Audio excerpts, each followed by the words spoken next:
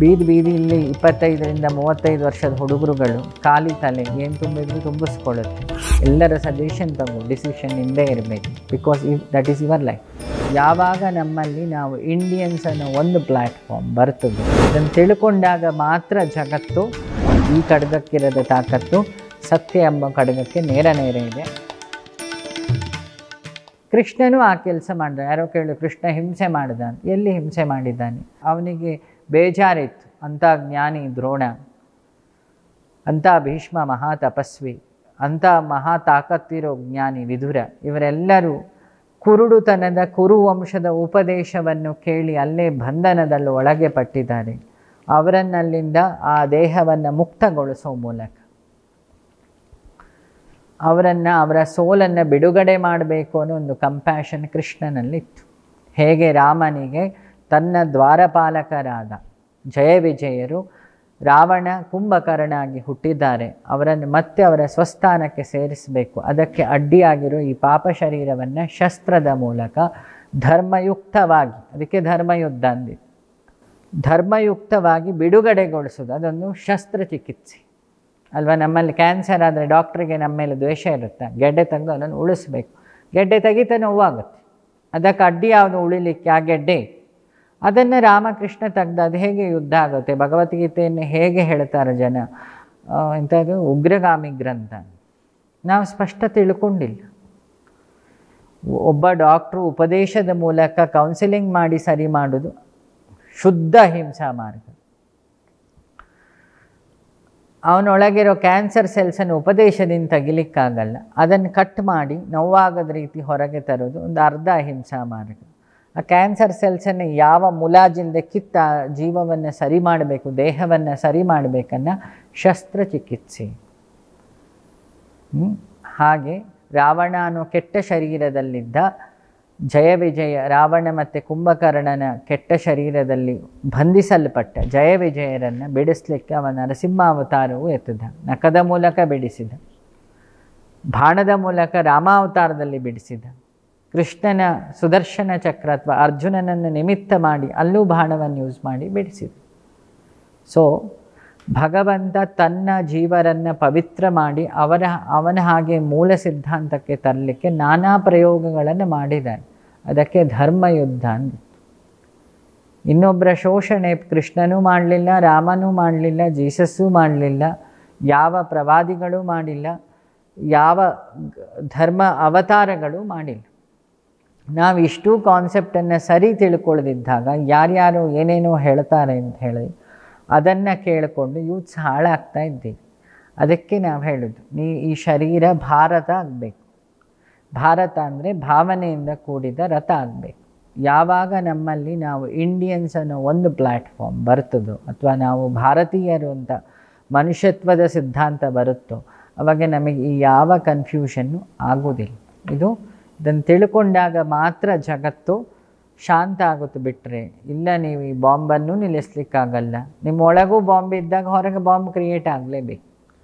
ಒಳಗಿನ ಬಾಂಬ್ ನಾಶ ಆದರೆ ಧ್ಯಾನದ ಮೂಲಕ ಹೊರಗಿನ ಬಾಂಬ್ ನಾಶ ಆಗ್ತದೆ. ಕೆಟ್ಟ ಚಿಂತನೆಯ ಮೂಲ ಬೇರನ್ನೇ ಕಟ್ ಮಾಡಬೇಕು. ಅದು ಶುರುವಾಗಿರೋದು ನಮ್ಮ ಭಾವನೆಗಳಲ್ಲಿ. ಫಸ್ಟ್ ಅದನ್ನು ಯಾರು ಹುಟ್ಟಿಸಿದ್ರು ನೋಡಿದಾಗ ಅವನ ಹಣೆ ಬರ ಗೊತ್ತಾಗ್ತದೆ. ನಮಗೆ ಯೂತ್ಸ್ ಅದನ್ನು ನೋಡ್ಬೇಕು. ನಮ್ಮಲ್ಲಿ ಆ ಭಾವನೆಯನ್ನು ತುಂಬವ್ರು ಯಾರು ಇರ್ತಾರೆ, ಆ ತುಂಬವ್ರ ಹಣೆ ಬರ ಗೊತ್ತಾಗ್ತದೆ.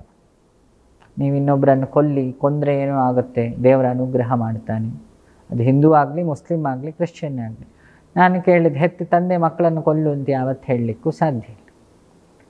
ಅದನ್ನೇ ಗಾಂಧೀಜಿ ಈಶ್ವರ ಅಲ್ಲ ತೇರೆ ನಾಮ್ ಸಬ್ಕೋ ಸನ್ಮತಿ ಧೇ ಭಗವಾನ್. ಶುದ್ಧ ವಿವೇಕವನ್ನದಿಂದ ಬೆಳಕನ್ನಿಟ್ಟು ನೋಡಿದಾಗ ಎಲ್ಲ ಭರತನಾಟ್ಯಗಳು ಒರಿಜಿನಾಲಿಟಿ ಕಾಣ್ತದೆ. ಕತ್ಲಲ್ಲಿ ನೋಡಿದರೆ ಬರೀ ಶಬ್ದ ಕೇಳ್ತಿರುತ್ತೆ, ಕುಣಿಯೋದು ಫೀಲ್ ಆಗ್ತಾ ಇರುತ್ತೆ. ಕಗ್ಗತ್ತಲೆ ಅಲ್ಲೊಂದು ಜ್ಞಾನದ ಬೆಳಕಿಟ್ಕೊಳ್ಬೇಕು. ನಾವು ಯಾಕೆ ಧರ್ಮದ ಹೆಸರಲ್ಲಿ ಯುದ್ಧ ಮಾಡಬೇಕು? ನಾವು ಬದುಕ್ತಿರೋದು ಒಂದು ದೇಶದಲ್ಲಿ, ದೇಶದ ಕಾನೂನಲ್ಲಿ ಒಳಪಟ್ಟಿದ್ದೀವಿ. ಆ ಕಾನೂನಿಗೆ ತಲೆಬಾಗಿ ನಾವು ಯಾಕೆ ರಾಷ್ಟ್ರಧ್ವಜದ ಹಾಗೆ ಒಟ್ಟಿಗೆ ಬದುಕಬಾರದು? ಇದಿಷ್ಟನ್ನು ಯೂತ್ಸ್ ತಿಳ್ಕೊಳ್ಳಿ. ಆದಷ್ಟು ಸೊಸೈಟಿಯಲ್ಲಿ, ಸೋಷಿಯಲ್ ಮೀಡಿಯಾಗಳಲ್ಲಿ ಏನೇನೋ ನಮಗೆ ಬರ್ತದೆ ಅಂತ ಏನೇನೋ ಹೇಳಿಕೊಂಡು ತಾನೂ ತಲೆ ಹಾಳಾಗಿದ್ದಲ್ಲದೆ ಇನ್ನೊಬ್ಬರಿಗೂ ಹಾಳು ಮಾಡೋ ಪ್ರಯತ್ನವೂ ನಿಲ್ಲುತ್ತೆ. ಹಾಗಾಗಿ ಯಾಕಂದರೆ ಇದನ್ನು ಹೇಳಿದ್ದು ವಿಚಾರ ಒಂದೇ ಪ್ಲ್ಯಾಟ್ಫಾರ್ಮ್. ಬೀದಿಯಲ್ಲಿ 25ರಿಂದ 35 ವರ್ಷದ ಹುಡುಗರುಗಳು ಖಾಲಿ ತಲೆ ಏನು ತುಂಬಿದ್ರು ತುಂಬಿಸ್ಕೊಳ್ಳುತ್ತೆ. ತುಂಬಿಸಿ ಅದನ್ನೇ ಸರಿ ಅಂತ ವಾದ ಮಾಡಿ ಅವರ ಕೈಲಿ ಅಸ್ತ್ರಗಳು ಕತ್ತಿಗಳು ಕೊಟ್ಟು ಡ್ಯಾನ್ಸ್ ನೋಡಿ ತಮ್ಮ ಸ್ವಾರ್ಥಕ್ಕೋಸ್ಕರ ಒದ್ದಾಡ್ತಾ ಇರೋ ಸುಮಾರು ಜನಗಳಿದ್ದಾರೆ. ಅವರನ್ನು ನಾನು ಯಾವ ಕೆಟಗರಿಗೂ ಹಾಕಲ್ಲ. ಅವರು ರಾಕ್ಷಸ ಸ್ವಭಾವದವರು.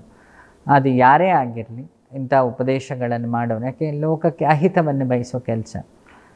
ಆ ಮಕ್ಕಳುಗಳು ದಯಮಾಡಿ ಬಲಿಯಾಗದಿರಲಿ. ಇನ್ಯಾರು ಅಂಥ ಭಾಷಣಗಳು ಮಾಡಿದರೆ ನೀವು ನಮಗೆ ಹೇಳೋ ಬದಲು ನೀವೇ ಆ ಕೆಲಸ ಮಾಡಿ ದೇವಲೋಕಕ್ಕೂ ಎಲ್ಲಿಗಾರು ಒಂದು ಹೋಗಿ ಪ್ರಾಕ್ಟಿಕಲಿ ತೋರಿಸಿ ಮತ್ತು ನಾವು ಈ ಕೆಲಸ ಮಾಡ್ತೀವಿ ಅನ್ನೋ ಒಂದು ಪ್ರಶ್ನೆ ನಿಮಗೆ ಈ ಕಾದಂಬರಿ ಹೇಳೋರಿಗೆ ನೀವು ಅದು ಅವನು ಹಿಂದೂ ಅಂತ ಹೇಳ್ಕೊಂಡು ಮಾತಾಡ್ತಿರಲಿ, ಮುಸ್ಲಿಂ ಅಂತಲೂ ಮಾತಾಡ್ತಿರಲಿ, ಕ್ರಿಶ್ಚಿಯನ್ ಅಂತಲೂ ಮಾತಾಡ್ತಿರಲಿ, ಕಮ್ಯುನಿಸ್ಟ್ ಅಂತಲೇ ಹೇಳಿ, ಅಣ್ಣ ನೀ ನಮಗೆ ಈ ಕಾದಂಬರಿ ಹೇಳೋ ಬದಲು ನೀನು ಪ್ರಾಕ್ಟಿಕಲ್ ಆಗಿದ್ದನ್ನೊಮ್ಮೆ ತೋರಿಸು, ನಾನು ಆಮೇಲೆ ಒಪ್ತೀನಿ.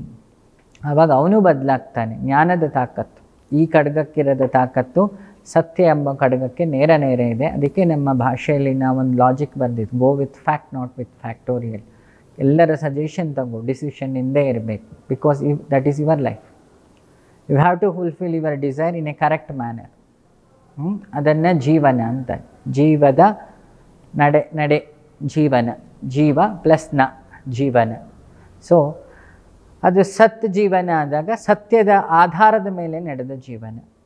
ಅದಕ್ಕೆ ಸಹಬಾಳ್ವೆ ಅಥವಾ ಸದ್ಬಾಳು ಅಂತ ಹೇಳ್ತಾರೆ. ಇದೇ ಹುಟ್ಟಿನ ಅರ್ಥ ತಿಳ್ಕೊಳ್ಳೋ ಹುಟ್ಟಿದಬ್ಬ. ಹೊರಗಿನ ಬೆಳವಣಿಗೆ ಶರೀರ, ಮಾನಸಿಕ ಬೆಳವಣಿಗೆ ಆಲೋಚನೆ, ಒಳಗಿನ ಜೀವದ ಬೆಳವಣಿಗೆ ತಪಸ್ಸು. ಈ ಮೂರೂ ಬೆಳವಣಿಗೆ ಆದವನು ಮಾತ್ರ ಅವನನ್ನು ಪೂರ್ಣ. ಬುದ್ಧ ಪೂರ್ಣಿಮಾ, ಬುದ್ಧಿಯಿಂದ ಪೂರ್ಣ ಆದ ಬುದ್ಧ, ಅದಕ್ಕೆ ಬುದ್ಧ ಪೂರ್ಣಿಮಾ ಆಯಿತು. ಅದಕ್ಕೆ ಅವನು ಹೇಳಿದ ಬುದ್ಧಂ ಶರಣಂ ಗಚ್ಚಾಮಿ, ಸಂಗಂ ಶರಣಂ ಗಚ್ಚಾಮಿ. ಒಟ್ಟಿಗೆ ಹೋಗುವ, ಬುದ್ಧಿಯಿಂದ ಬೆಳವಣಿಗೆಯಾಗಿ ಒಟ್ಟಿಗೆ ಹೋಗುವ.